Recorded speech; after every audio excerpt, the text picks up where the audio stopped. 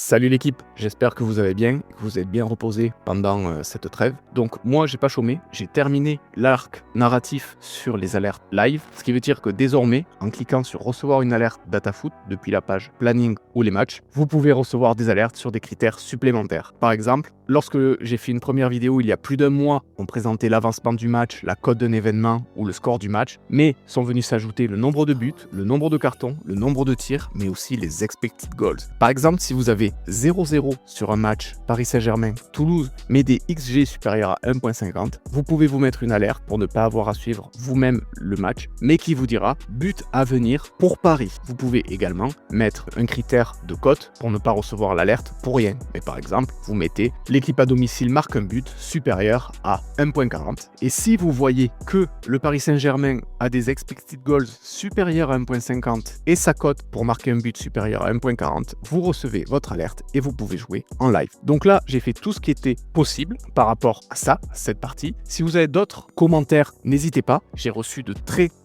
bons retours par rapport à des utilisateurs qui faisaient des stratégies sur le plus 0.5 mi-temps. Pas encore sur le full time, mais il doit y en avoir. Donc n'hésitez pas à créer vos alertes live pour jouer des cotes supérieures. Donc maintenant, on va passer aux pronos pour ce week-end et aux analyses que je vous propose. Avant toute chose, n'hésitez pas à vous abonner et à mettre un pouce bleu pour le référencement de cette vidéo.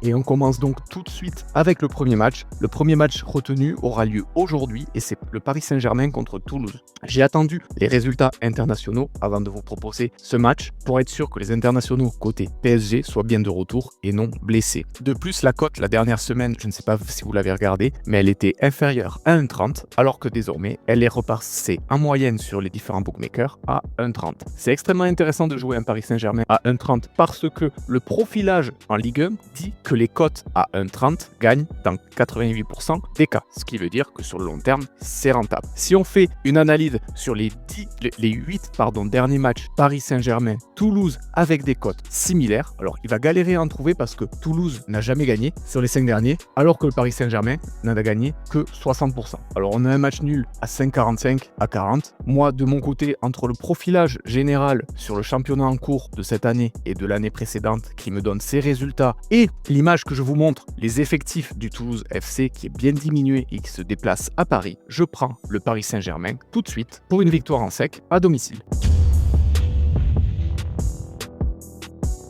Et on enchaîne avec un deuxième match en Espagne avec le Rayo Vallecano et Elche. Alors attention, ce n'est pas dans mon habitude, mais ce que je vais vous proposer, c'est un score exact. Bien sûr, la mise doit être réduite et je ne vous proposerai pas un score exact s'il n'y avait pas de data derrière. Si on regarde des scores, qu'est-ce qu'on remarque sur ces deux équipes? De base, Elche à l'extérieur, ils ne gagnent jamais. Donc on exclut un scénario de victoire. Si on regarde le Rayo Vallecano, on a énormément de matchs nuls, quelques victoires, quelques défaites. Par contre, ce qui nous vient aux yeux, c'est cette petite flamme là, qui indique qu'un score revient très régulièrement. Et si on regarde les matchs du Rayo Vallecano à domicile, nous avons 1-1, 1-1, 1-1, 1-1. Je vais pas me répéter, mais il revient énormément de fois. De plus, si on regarde Elche à l'extérieur, il apparaît également 3 fois. Donc qu'est-ce que ça nous montre? Ça nous montre déjà que Elche a marqué presque dans l'intégralité de ses matchs à l'extérieur, que le Rayo Vallecano a marqué au moins dans une très grande partie de ses matchs à domicile. Si vous voulez jouer un score exact avec un bon pourcentage, chose qui est quand même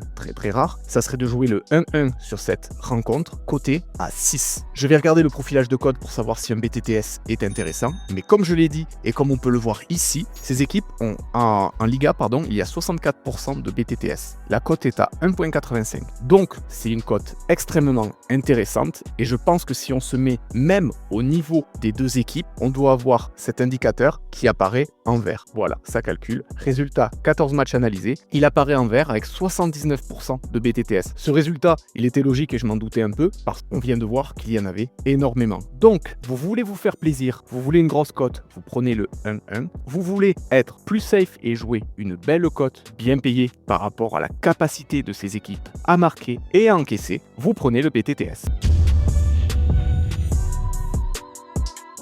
On enchaîne avec deux autres paris qui me plaisent beaucoup. J'hésitais réellement à savoir lequel vous proposer, mais pour le moment, je vais pencher vers le Real Sociedad. Pourquoi? Coté à 1,71, celui-ci me plaît énormément parce qu'il affronte Levante, qui est quasi dernier, et je pense qu'au classement officiel, ils sont derniers, avec de très mauvaises performances à l'extérieur, comme à domicile en fait, contre les hauts de tableau. Le Real Sociedad a encore des choses à jouer et avait réussi à égaliser avec un score de 1-1 lors du match de la confrontation aller cette saison. Si on regarde le profilage de cote, vous savez que quand il y a du 1x2, je regarde énormément le profilage désormais, on voit qu'en Liga, 69% des matchs avec une cote à 1,61 sont gagnantes. L'autre value, c'est de jouer le match nul à 4,15. Mais bon, là, on va pas essayer de prendre un domicile au nul à 1,16, on va jouer que le Real Sociedad l'emporte à 1,61. Un autre match, mais dans une configuration qui était un peu similaire, c'était le Bayer Leverkusen contre Wolfsburg. Le souci, c'est que la cote est à 1,40.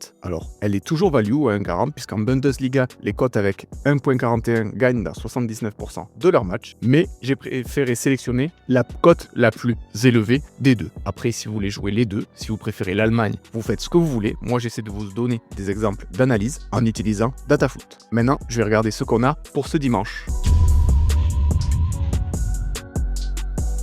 Et on enchaîne avec le dernier match de cette vidéo, avec une victoire de Lyon à l'extérieur lors de son déplacement à Angers. Sur les 8 derniers matchs, avec une cote similaire, Lyon est donné gagnant. Alors en réalité, j'ai sélectionné 8, mais en base de données, il n'a trouvé que 6 profilages similaires. Ce qui veut dire que quand même, lorsque Angers, sur ses derniers matchs, avait une cote à 4,60, il n'a jamais gagné. Et il n'a jamais fait de match nul. L'équipe à l'extérieur a toujours gagné. Et Lyon, lui, dans son cas, c'était 100% de victoire. Si on regarde en général en Ligue 1, les équipes à l'extérieur avec une cote de 1,80 gagnent dans 75% de leurs matchs. Ce qui veut dire que la cote à 1,80 pour une victoire de Lyon, on la prend et on la joue. Voilà, j'ai essayé de faire le point sur ce qu'il y avait ces différents jours. Si vous voulez que je me base sur autre chose que sur les super stats et ou le profilage de cote, parce que dans notre menu, on a énormément de pages, énormément de paris que l'on peut réaliser grâce à ces pages-là, n'hésitez pas à me le dire et je vous ferai des propositions. Moi, de mon côté, je vous propose celles avec lesquelles je suis le plus familier,